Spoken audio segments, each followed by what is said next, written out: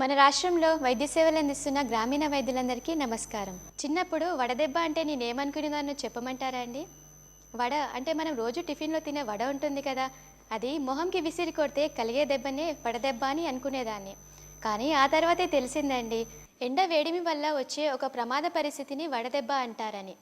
ఇప్పుడు వడదెబ్బ లక్షణాలు ఎలా ఉంటాయి, అందుకు చికిత్స ఏమిటి, ఆ వివరాలన్నీ మనకు చెప్పడానికి ప్రముఖ వైద్యులు డాక్టర్ మువ్వ రామారావు గారు మిర్యాలగూడి నుంచి వచ్చారు. వారు చెప్పే విషయాలన్నీ తెలుసుకుందాము. ఆంధ్రప్రదేశ్లోని గ్రామాలలో పనిచేస్తున్న గ్రామీణ వైద్యులకి ఈరోజు క్లాస్కి స్వాగతం పలుకుతున్నాను. ఈరోజు క్లాస్లో మనం చర్చించే అంశము సన్ స్ట్రోకు, లేదా తెలుగులో ఎండ దెబ్బ, లేదా ఇది వడదెబ్బని, ఇంకా మామూలుగా తెలంగాణలో అయితే ఎండసొడి కొట్టిందని కూడా అని పిలుస్తుంటారు. ఇది ఎక్కువగా పట్టణాల్లో కంటే గ్రామాలలోనే ఈ సమస్య ఎక్కువగా ఉంటుంది. ఎందుకంటే గ్రామాలలో ఎక్కువగా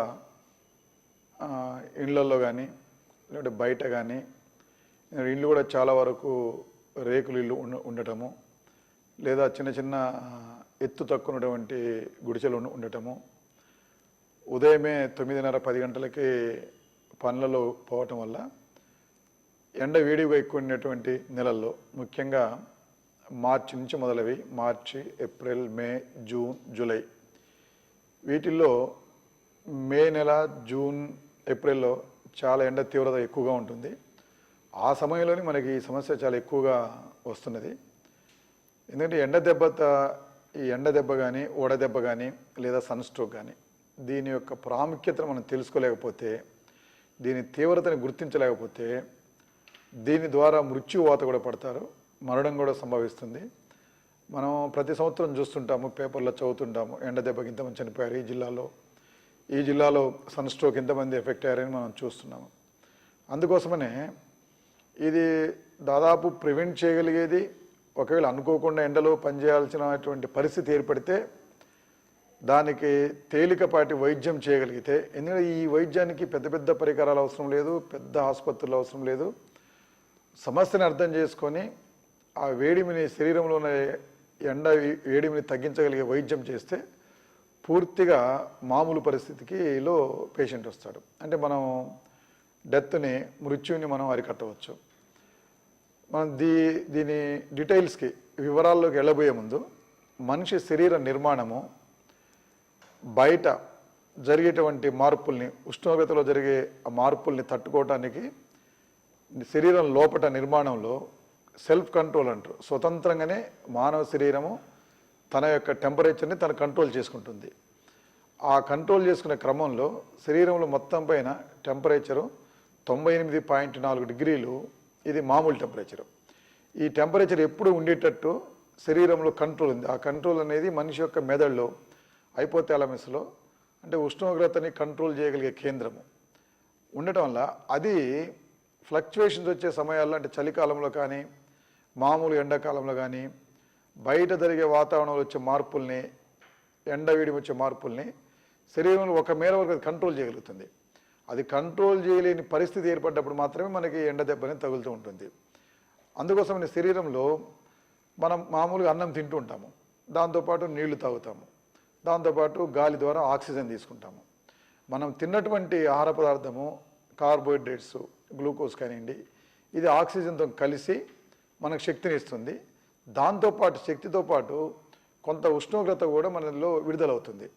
అట్లా శరీరంలో తనకు అవసరానికంటే ఎక్కువ హీట్ ఉత్పత్తి అయినప్పుడు, లేదా ఉష్ణోగ్రత అనేది వచ్చినప్పుడు, అది దానికి ఉన్నటువంటి మెకానిజం ద్వారా బయటికి పంపిస్తుంది. ఆ మెకానిజంలో ప్రధానమైంది చెమట పట్టటము. అదే రకంగా మనం తీసుకునే గాలి తీసుకున్నప్పుడు వదిలేటప్పుడు కూడా దాని ద్వారా కూడా కొంత టెంపరేచర్ బయటికి వెళ్తుంది, చెమట ద్వారా బయటికి వెళ్తుంది, మూత్ర విసర్జన ద్వారా బయటికి వెళ్తుంది. అంటే ఈ విధంగా థర్మోరెగ్యులేషన్, అంటే శరీరంలో జరిగేటటువంటి రసాయనిక చర్యల ఫలితంగా వచ్చినటువంటి ఉష్ణోగ్రతని, లేదా హీట్ని, ఉష్ణరాశిని కంట్రోల్ చేసుకునేటువంటి శక్తి సామర్థ్యాలు మన శరీరానికి ఉండి అది ఆ మెకానిజం ద్వారా కంట్రోల్ చేసుకుంటుంది. అయితే ఈ కంట్రోల్ సిస్టమ్ అనేది ప్రత్యేకంగా యూత్లో బాగానే ఉంటుంది, యువకుల్లో.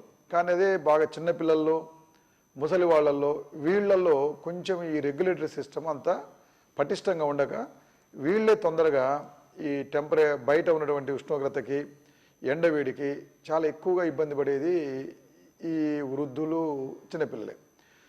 మామూలుగా మరి ఎండలో పనిచేసినప్పుడు, ఎండలో పని చేయకపోయినా కానీ ఒకవేళ మనం నివసించేటువంటి నివాసమైనటువంటి స్థలాలు రేకులతో ఉన్నట్లయితే మన ఇంట్లో ఉన్నప్పటికి కూడా అప్పుడు కూడా మనకి ఎండ వేడిమి ఎక్కువగా ఉండి బాడీ టెంపరేచరు 102 మొదలై 106 దాకా కూడా పెరుగుతుంటుంది. అట్లా బాడీలో బయట ఎండ వేడిమి ఎక్కువగా ఉన్నటువంటి రోజుల్లో డైరెక్ట్గా మనం ఎండకిలో పనిచేయాల్సిన పరిస్థితి ఏర్పడటము, లేదా ఇరుకైన గదుల్లో నివాసం ఉండటము. ఎందుకని ఇరుకైన గదుల్లో నివాసం ఉండటం వల్ల ఎక్కువగా గాలి అనేది లేనందువల్ల మన పైన పెట్టినటువంటి చెమట ఆవిరై బయటికి పోకుండా ఉండేటువంటి పరిస్థితుల్లో అప్పుడు కూడా శరీరం ఎక్కువగా ఉష్ణరాశిని బయటికి పంపించలేదు.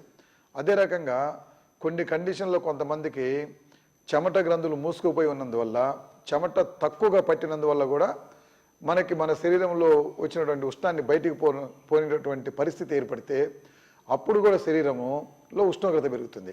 అందుకోసమనే మనకున్నటువంటి 98.4 డిగ్రీల కన్నా 1 డిగ్రీ పెరిగినా కానీ శరీరంలో అనేక మార్పులు వస్తాయి. అదే మనం మామూలుగా జ్వరం వచ్చినప్పుడు 102, 103, 104 డిగ్రీల జ్వరం వస్తేనే విపరీతంగా నాడీ వేగం పెరుగుతుంది. అంటే గుండె కొట్టుకునేటువంటి వేగము మామూలుగా 70 నుండి 88 సార్ల కన్నా 110, 120 సార్లు కొట్టుకోవటం ఒకటి. రెండవది రెస్పిరేషన్, ఊపిరి మామూలుగా నిమిషానికి 14, 18 సార్లు తీసుకునే పరిస్థితి నుంచి 20, 30 సార్లు కూడా తీసుకోవాల్సినటువంటి పరిస్థితి ఏర్పడుతుంది.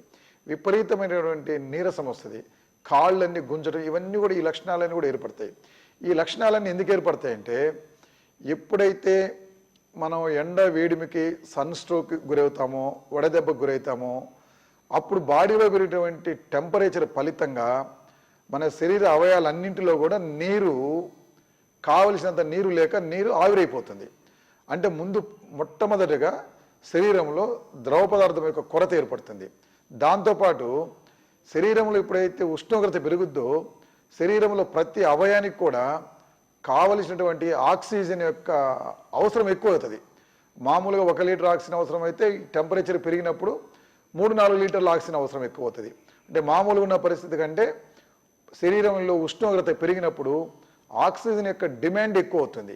ఆక్సిజన్ డిమాండ్ ఎప్పుడైతే ఎక్కువ అవుతుందో శరీరంలో ఉన్నటువంటి అవయాలకి, కండరాలు కావచ్చు, లేదా మన కిడ్నీలు కావచ్చు, లివర్ కావచ్చు, మెదడు కావచ్చు, ఇట్లాంటి శరీరంలో ఉన్నటువంటి ఈ భాగాలకి కావలసినంత ఆక్సిజన్ ఉండదు, విపరీతమైనటువంటి నీరసం వస్తుంది. అంటే మెటబాలిక్ రేట్, అంటే శరీరంలో జరిగేటువంటి జీవన ప్రక్రియలన్నీ కూడా మందగించి శరీరంలో ఉన్నటువంటి కణాలకి, కణజాలానికి ఆక్సిజన్ అందకపోయే వరకే విపరీతమైనటువంటి కండరాలు అయితే అంటే క్రాంప్స్ రావటం, అంటే కాళ్ళు వనకటము, చేతులు వనకటము, మెదడుగా ఇప్పుడైతే ఆక్సిజన్ సరిపోయినంత అందదో, నీరు ఉండదో, వాంతులు రావటము, తల తిరగటము, ఇవన్నీ కూడా మనకి సన్ స్ట్రోక్ యొక్క లక్షణాలే.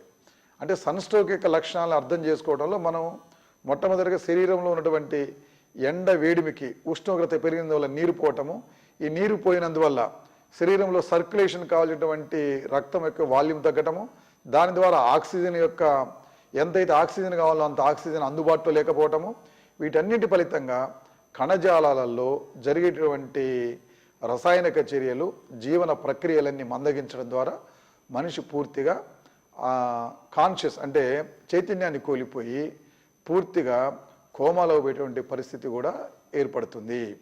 ఇది సన్ స్ట్రోక్ వల్ల శరీరంలో జరిగేటువంటి మార్పులు.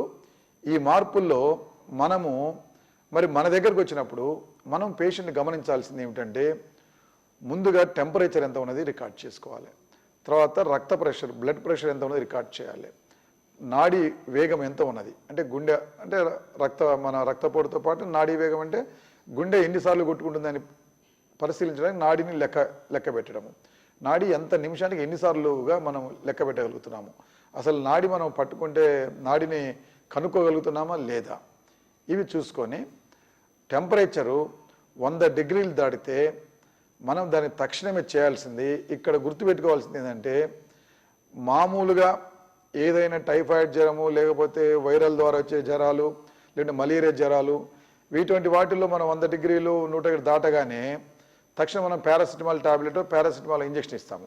కానీ ఇక్కడ గమనించాల్సింది ఏంటంటే ఇది ఏదో ఒక జబ్బు ద్వారా వచ్చినటువంటి టెంపరేచర్ ఉష్ణోగ్రత కాదు.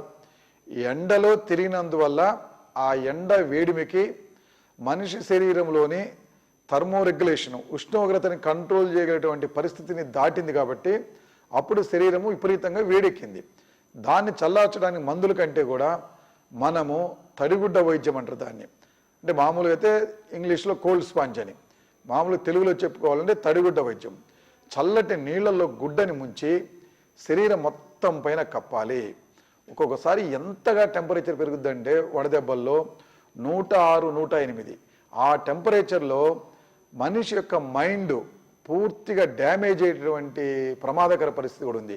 అందుకని ఎంత మాత్రం మనం ఆలస్యం చేయకుండా పేషెంట్ని పడుకోబెట్టి, అంటే ఒక నీడ ఒక ఇల్లు ఉంటే ఇంట్లో కనీసం మనకి ఇల్లు లేని పరిస్థితి వస్తే ఏదైనా ఒక మంచి నీడనిచ్చే చెట్టు కిందనైనా పడుకోబెట్టి, లేదంటే ఇంట్లో పడుకోబెట్టి, ఫ్యాన్ ఉంటే ఫ్యాన్ వేసి, ఒకవేళ ఫ్యాన్ లేని పరిస్థితి వస్తే మనం ఏదైనా పుస్తకంతోనో లేదంటే అట్టముక్కతోనో దీన్ని ఒకటి తీసుకుని ఇట్లా గాలిని మనము చేతితోని ఊదుతూ పూర్తిగా శరీరాన్ని చన్నీళ్ల గుడ్డతోని కప్పి ఉంచాలి.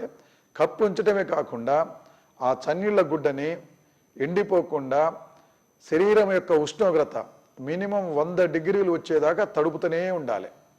అట్లా తడుపుతూనే ఉన్న తర్వాత మళ్ళీ మనం 1 గంట 2 గంటలు ఆగిన తర్వాత మళ్ళీ టెంపరేచర్ పెరుగుతుంది. అట్లా మనము దీనిలో ప్రధానంగా ఆధారపడాల్సింది శరీరంలో ఉష్ణోగ్రతను తగ్గించడానికి మందు బిళ్ళల కంటే కూడా ఈ తడిగుడ్డ వైద్యం మీదనే చాలా ఎక్కువ ఆధారపడాలి. ఇదే అద్భుతమైనటువంటి వైద్యము. ఈవెన్ పెద్ద ఆసుపత్రుల్లోకి వచ్చిన పెద్ద దవాఖానాల్లో మీరు మనం పేషెంట్లు చేరినప్పటికీ అక్కడ కూడా కోల్డ్ స్పాంజింగ్ ఇస్తారు.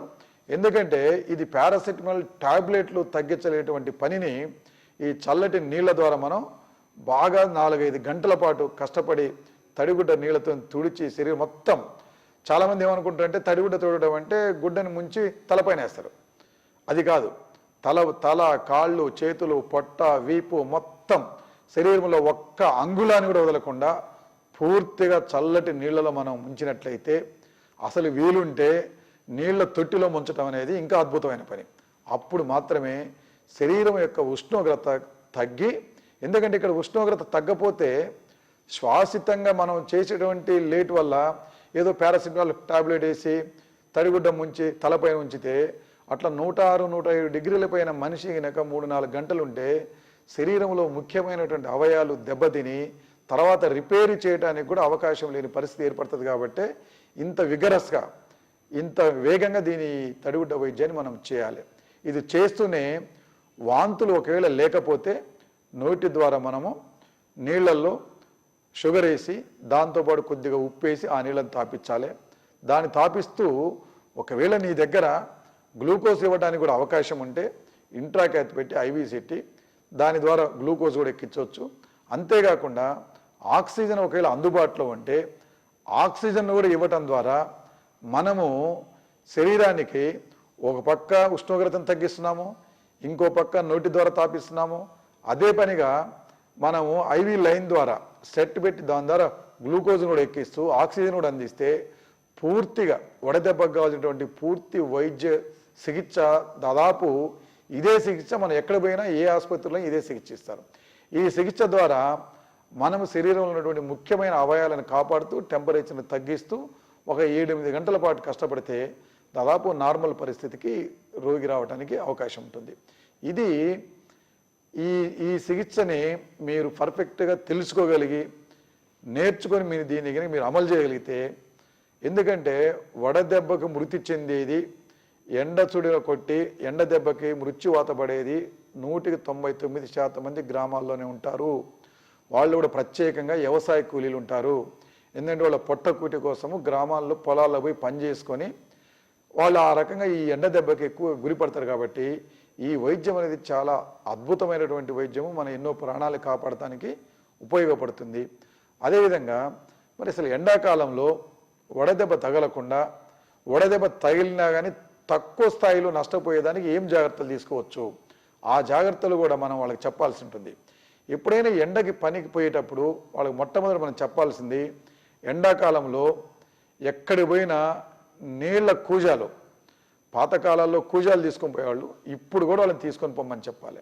నీటి కూజాలు, లేకపోతే వాటర్ నీళ్ళని సీసాలలో తీసుకుపోవటము, లేదంటే నీళ్ళని అందుబాటులో ఉంచుకోవటము. ప్రతి 10-20 నిమిషాలకి ఎండ వేడిమి ఎంత ఎక్కువ అంటే అంత ఎక్కువ నీళ్లు తాగాలి. మామూలుగా మనము మామూలు కాలాల్లో 4 నుంచి 5 లీటర్ల నీళ్లు తాగేవాళ్ళము. ఎండాకాలంలో 10 నుంచి 15 లీటర్ల నీళ్లు తాగగలిగితే వాళ్ళకి వడదెబ్బ నుంచి తట్టుకోగలుగుతారు. అంతేకాకుండా తలపైన టోపీ పెట్టుకోవటము. ఆ టోపీ తెల్ల టోపీ అని బట్టి ఏదైనా తెల్ల టోపీ ఇంకా మంచిది. అది లేని పక్షంలో ఏదైనా టోపీ పెట్టుకోవచ్చు. అది లేకపోతే ఉన్నటువంటి గుడ్డని తలకి చుట్టూ కట్టుకున్నట్లయితే కొంతమేరకి మనం ఉష్ణోగ్రత నుంచి కాపాడుకోగలుగుతాం. అదే రకంగా దుస్తులు కూడా వదులైన దుస్తులు వేసుకోవటం, టైట్ ప్యాంట్లు ఇటువంటివి కాకుండా వదులైన దుస్తులు వేసుకోవడం ద్వారా మనకి తేలికగా మన పైన చెమట పట్టినప్పటికీ కూడా చెమట తేలికగా వెళ్ళిపోద్ది.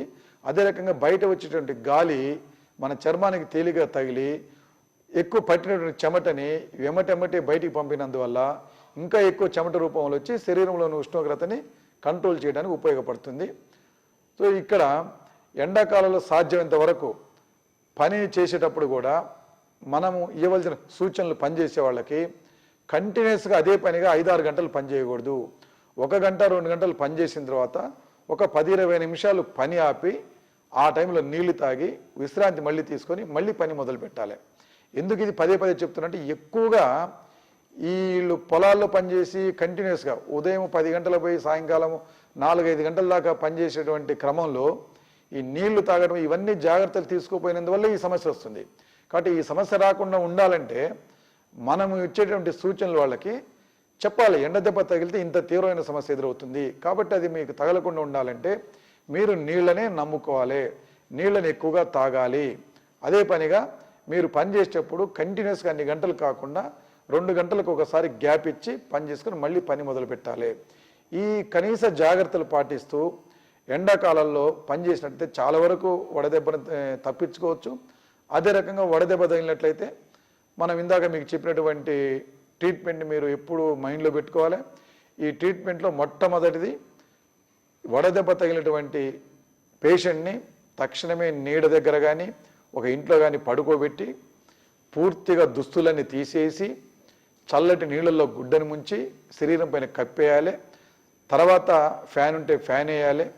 నీళ్లు తాగగలిగే పరిస్థితులు ఉంటే నీళ్ళల్లో షుగర్, ఉప్పు కలిపినటువంటి వాటర్ని తాపాలి. గ్లూకోజ్ అందుబాటులో ఉంటే గ్లూకోజ్ని అందించి ఆక్సిజన్ కూడా పెట్టినట్టయితే అతని యొక్క ప్రాణాన్ని మనం నిలిపిన వాళ్ళము అవుతాము. కేవలం ఎండలో ఉండే వారికి మాత్రమే వడదెబ్బ తగులుతుందంటారా డాక్టర్ గారు? కేవలం ఎండలో పనిచేసే వాళ్ళకి ఎక్కువగా తగులుతుంది. ఎండ పోకపోయినప్పటికీ ప్రత్యేకంగా ఎండాకాలంలో ముఖ్యంగా మరీ ఏప్రిల్, మే, జూన్ మొదటి వారాల్లో మనం ఇళ్లల్లో ఉన్నప్పటికి కూడా ఆ ఇళ్లల్లో విపరీతమైనటువంటి గాలి సరిగా లేనటువంటి ఇళ్లలో, అంటే ఉక్కబోసేటువంటి పరిస్థితి ఉన్నప్పుడు, అట్లే రేకులు లాంటి ఇళ్లలో ఉన్నప్పుడు, అటువంటి పరిస్థితుల్లో కూడా అదే కాకుండా నీళ్లు కూడా తక్కువ తాగినప్పుడు ఒకటి అటువంటి పరిస్థితుల్లో కూడా మనకి ఎండ దెబ్బ అనేది కొడుతుంది. ఇక్కడ ఎండలో పోయితేనే కాదు, మన ఇంట్లో ఉన్నప్పటికి కూడా నీళ్లు తక్కువ తాగటము, గాలి సరిగా లేనటువంటి ఇళ్ళు కావటము, తర్వాత రేకులు ఇండ్లు ఉండటము, అంటే టెంపరేచర్ని పూర్తిగా కంట్రోల్ చేయగలిగే పరిస్థితిలో లేనప్పుడు కూడా మనకి ఎండ దెబ్బ తగులుతుంది. శరీర ఉష్ణోగ్రతను అదుపు చేసే యంత్రం దెబ్బతింటే అది ఎంత ప్రమాదం అంటారు డాక్టర్ గారు? మనం ఇందాక క్లాసులో చెప్పుకున్నట్టు శరీరానికి 98.4 ఫారెన్హీట్ డిగ్రీ అనేది దాని యొక్క నార్మల్ టెంపరేచర్. ఈ ఉష్ణోగ్రతలో శరీరంలో ఉన్నటువంటి అన్ని భాగాలు, గుండె, ఊపిరితిత్తులు, మెదడు, కిడ్నీలు, కండరాలు, ఇవన్నీ కూడా వాటి యొక్క జీవన ప్రక్రియల్ని సరైన పద్ధతిలో నడుచుకుంటాయి. దీనికన్నా మించి ఉష్ణోగ్రత ఉన్నప్పుడు ప్రత్యేకంగా 102, 103, 104, 105 ఇటువంటి పరిస్థితుల్లో బాడీ ఉష్ణోగ్రత పెరిగినప్పుడు పెరగడంతో పాటు కంట్రోల్ పూర్తిగా పోతే, అంటే శరీరం తనంతట తాను కంట్రోల్ చేసుకోలేని పరిస్థితి ఏర్పడితే అప్పుడు ఈ ఉష్ణోగ్రత అధికంగా పెరిగినందువల్ల శరీరంలోని ముఖ్యమైన భాగాలు మొట్టమొదటిగా బ్రెయిన్ దెబ్బతిని రోగి పూర్తిగా కోమాలో పెట్టే ప్రమాదం అనేది ఉన్నది. ఏ వయసు వారిలో వడదెబ్బ ఎక్కువ ప్రమాదకరం అంటారు డాక్టర్ గారు? ఎండ దెబ్బ సర్వసాధారణంగా ముఖ్యంగా చిన్నపిల్లలు, అంటే 10 సంవత్సరాల లోపు పిల్లలు, 60 సంవత్సరాలు దాటిన వాళ్ళు, శారీరకంగా బలహీనంగా ఉన్నటువంటి వాళ్ళల్లో ఇది ఎక్కువగా ప్రమాదకరంగా ఉంటుంది. ఎందుకంటే ఆ వయసులో ఉన్నటువంటి వాళ్ళల్లో, చిన్నపిల్లలు, ముసలి వాళ్ళల్లో థెర్మోరెగ్యులేషన్, శరీరంలో ఉష్ణోగ్రతని కంట్రోలు చేసుకునేటువంటి నిర్మాణం, ఆ వ్యవస్థ కొంత బలహీనంగా ఉంటుంది. దాని ఫలితంగా వాళ్ళల్లో చాలా ఎక్కువగా ఎండదెబ్బ ప్రమాదం ఏర్పడి దీని ద్వారా వాళ్ళు ఎక్కువగా నష్టపోయే అవకాశం అనేది ఉన్నది. వడదెబ్బ తగిలిన వారికి తడిగుడ్డ వైద్యం చేసి కానీ లేదంటే ఐస్ ఉపయోగించి కానీ ఒంటి వేడిని 98 డిగ్రీల కంటే తగ్గించవచ్చు అంటారా డాక్టర్ గారు? మనిషి శరీరం ఉష్ణోగ్రత పెరిగితే ఎంత నష్టమో తగ్గితే కూడా అంతే నష్టం. అందుకనే మనము 99, 100 డిగ్రీలు వచ్చినప్పుడే ఆపేస్తాం. ఒకవేళ మనము ఐస్ పెట్టి దాన్ని 96 డిగ్రీలు చేసినాం అనుకో, అప్పుడు కూడా శరీరంలో ఉన్నటువంటి అవయవాలని దెబ్బతిని అది కూడా ప్రమాదకరం. అందుకని హైపోథెర్మియా అంటే ఉష్ణోగ్రత తక్కువ ఉండడము ప్రమాదమే, ఎక్కువ ఉండడం ప్రమాదమే. అందుకోసమనే 99, 100 దగ్గరే మనం ఆగాలి. అంతకన్నా ఇంకెక్కువ తగ్గించడానికి మనం ప్రయత్నం చేయకూడదు. వడదెబ్బ తగిలి వాంతులు అవుతున్నప్పుడు ఏవైనా పానీయాలు తాగించవచ్చా డాక్టర్ గారు? ఎండలో తిరిగినప్పుడు అందరూ ఒకే రకంగా ఉండరు. కొంతమంది ఎండ దెబ్బ తగిలిన తర్వాత కాస్త బాగానే ఉంటారు, వాంతులు అవుతాయి, తలనొప్పి అవుతాయి. అటువంటి పరిస్థితుల్లో వాంతులు అవుతున్నప్పటికి కూడా మన ఇంటికాడ తయారు చేయొచ్చు. షుగర్తోని కొంత ఉప్పుతోని కలిపి ఓరల్ డిహైడ్రేషన్ సొల్యూషన్ తయారు చేసి ఆ ద్రవాన్ని మనం తాగిస్తూ అవసరం అనుకుంటే వాంతులు రాకుండా ఉండటానికి పెరినామ్ టాబ్లెట్ కానీ లేదా డొమెస్టాల్ టాబ్లెట్ కానీ వాంతులు రాకుండా ఉండడానికి టాబ్లెట్ వేసి ద్రవ పదార్థాలని, మజ్జిగని వీటన్నిటి కూడా మనం తాపించవచ్చు. ఎండలో ప్రయాణం చేసి వచ్చిన వాళ్ళు, అలాగే బయట పనికి కొన్ని గంటల పాటు వెళ్ళి వచ్చిన వాళ్ళు నీరస పడిపోతూ తమకి వడదెబ్బ తగిలింది అని అనుకుంటూ ఉంటారు. మరి అది వడదెబ్బే అని ఎలా గుర్తించవచ్చు డాక్టర్ గారు?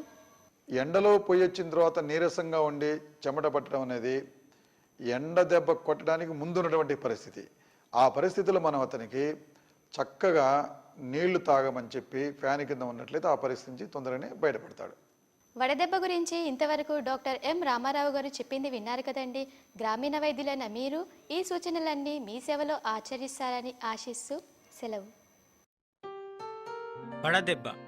వడదెబ్బ తగిలిన వారిలో వైద్యం చేసిన 120 మందికి ప్రాణాపాయం కలిగే అవకాశం ఉంది.